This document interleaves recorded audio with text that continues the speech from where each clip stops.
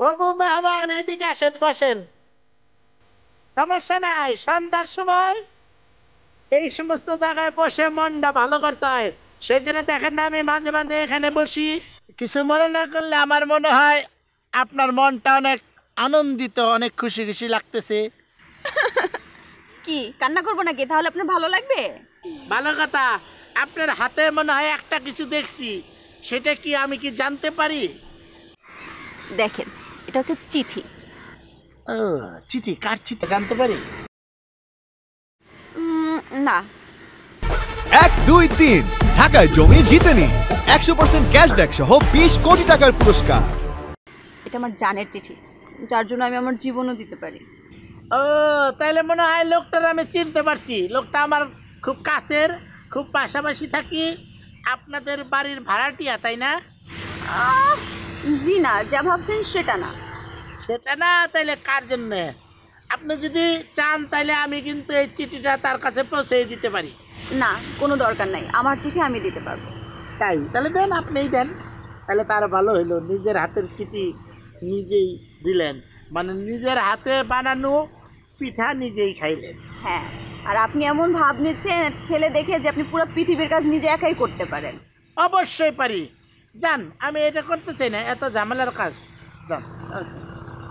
আপনি এখানে বসে বসে ওই কি মশা মাছি যা আছে না সেগুলো মারেন। এটা তো কার জন্য সেটা বুঝতে পারছি।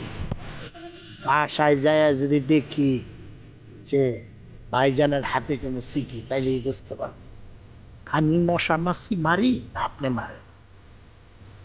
তোমাকে আসলে তো মশা কামড়ে বেশি টাকা দেবো না, সোমবার দেয়। আজকে আবার 1, 2, 3 ঢাকায় জমি জিতে নিন 100% ক্যাশব্যাক সহ 20 কোটি টাকার পুরস্কার। তুমি কি মনে করছো? ওই টিনি আমার এই চিঠি দিছে না? মনে করছো আমি কিছু জানি না? আমার চোখের সামন দিয়া টুনি তোমার জন্য চিঠি নিয়ে আসছে। রাগ করিস না। কিসে রাগ করবো না? সামান্য একটা চিঠির জন্য ওই মেয়ের সামনে তুমি অপমান করছো। মনে করছো আমি কিছু বুঝি না, এটা বাইরে নিতে পারতেছি না। শোন, ওই চিঠিটা যদি প্রেমপত্র হইতো তাহলে আমি নিজে তোর টুনির সাথে বিয়ে দিতাম। ওটা প্রেমপত্র না। তুমি আমার সাথে টুনির কিসের বিয়ে দিবা? টুনি তোমার পছন্দ করে, আমি তো তোমার সাথে আর বিয়ে ঠিক করতেছিলাম। এই ফালতু কথা, পাগলের মতো কথা বলিস কেন?